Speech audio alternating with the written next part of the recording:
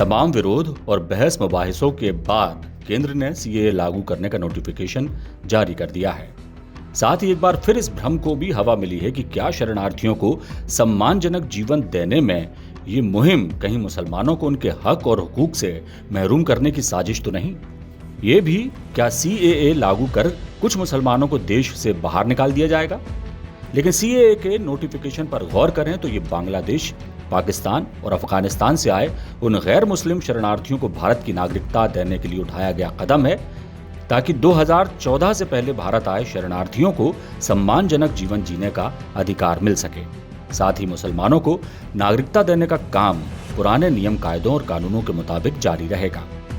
आपको बता दें कि 2019 में संसद के दोनों सदनों से पास होने के बाद ये बिल कानून बन गया था, लेकिन लागू नहीं हो पाया।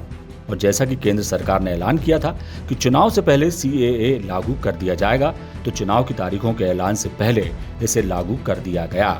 इस कानून के तहत जिन गैर मुस्लिम अल्पसंख्यकों को भारत की नागरिकता दी जानी है, उनमें हिंदू, सिख, बौद्ध, जैन, पारसी और ईसाई धर्म के लोग शामिल हैं, जो अपने देश में धार्मिक तौर पर प्रताड़ित होने के कारण भारत में शरण लिए हुए हैं। बहुत से लोगों ने हालांकि इसे मुस्लिमों के खिलाफ साजिश बताया है। विपक्ष ने किया विरोध। जाहिर है, जब 2019 में इसे कानून बनाया गया तब विपक्षियों ने इसका विरोध किया, और जब ये लागू हो गया तब भी विरोध के स्वर मुखर हो रहे हैं। कांग्रेस नेता दिग्विजय सिंह का कहना है कि इसमें इतना विलंब क्यों हुआ, और विलंब हुआ है तो चुनाव के बाद इसे लागू किया जा सकता था। दिग्विजय सिंह का आरोप है कि केंद्र हर मुद्दे पर हिंदू मुस्लिम को बांटना चाहती है। वहीं एआईएमआईएम के वारिस पठान ने भी केंद्र पर हमला बोला है। उनका कहना है कि चुनाव के समय ही क्यों इसकी याद आई। धर्म के नाम पर आप कोई कानून ला नहीं सकते, ये गैर कानूनी है।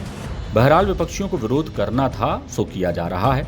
किन लोगों के लिए सीएए लाया गया है ये तो आप जान चुके हैं। आइए अब जानते हैं इस कानून के तहत कैसे मिलेगी नागरिकता और क्या है इसकी प्रक्रिया। किन्हें और कैसे मिलेगी नागरिकता। बांग्लादेश, पाकिस्तान और अफगानिस्तान के शरणार्थियों को मिलेगी नागरिकता।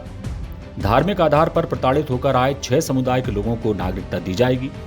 हिंदू, सिख, बौद्ध, जैन, पारसी और ईसाई समुदाय के शरणार्थी शामिल हैं।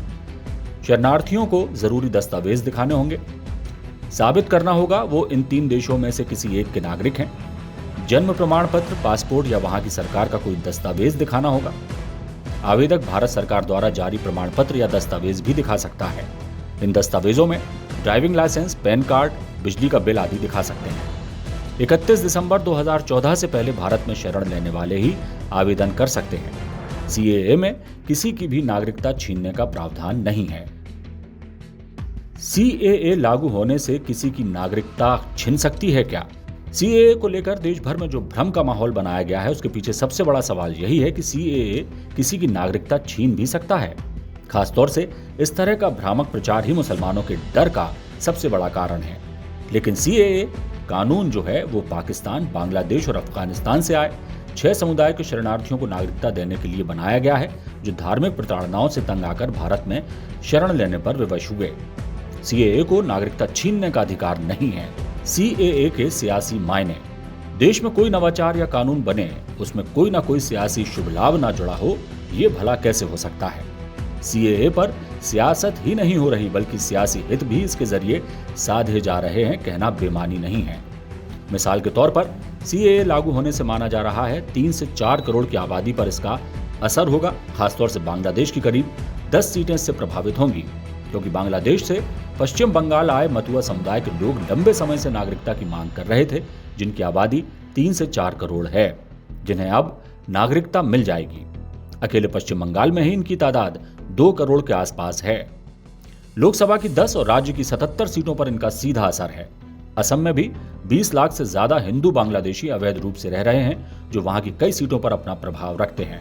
तो कुल मिलाकर देखा जाए तो एन चुनाव के पीछे सीएए लागू कर केंद्र की बीजेपी सरकार ने अपना नफा देखा है, और जाहिर है कि विपक्षी दल जो राज्य के और लोकसभा चुनाव में मुंह की खा चुके हैं, लिहाजा उन्हें अपनी जमीन खिसकती दिखाई दे रही है। यही वजह है कि सीएए के विरोध का एक ही मात्र रास्ता उनके पास बचा है, तो विरोध कर रहे हैं।